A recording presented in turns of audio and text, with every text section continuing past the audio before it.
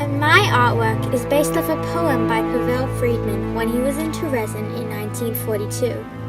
Imagine living in Terezin filled with illnesses and diseases, sadness and horror, and life no one could ever imagine. The colors I used for this building was dull and grey to represent the horrible life once you step inside the ghetto.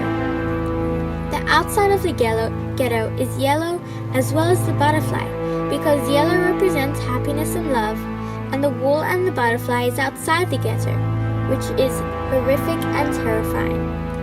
I drew a butterfly outside the ghetto because in the poem Pavel wrote, "I never saw another butterfly," meaning he never saw another smile or feeling of joy in anyone living in Terezin. In the ghetto there was no freedom or joy, just depression and sadness. The poem has a much deeper meaning than you may think.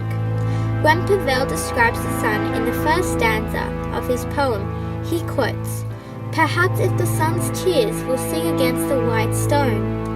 To me, this means that the sun and what it is observing from looking down is crying for these poor and horrified people experiencing things that no one can ever imagine.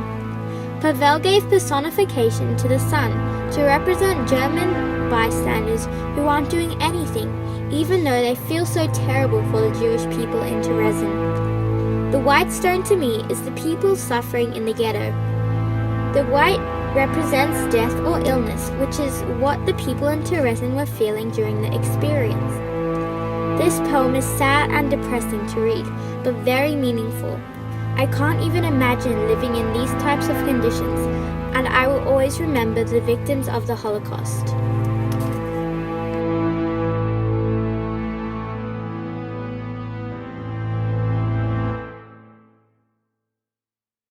And my artwork is based off a poem by Pavel Friedman when he was in Terezin in 1942.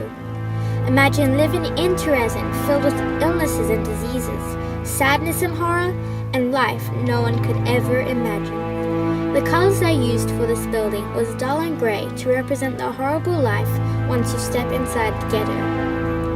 The outside of the ghetto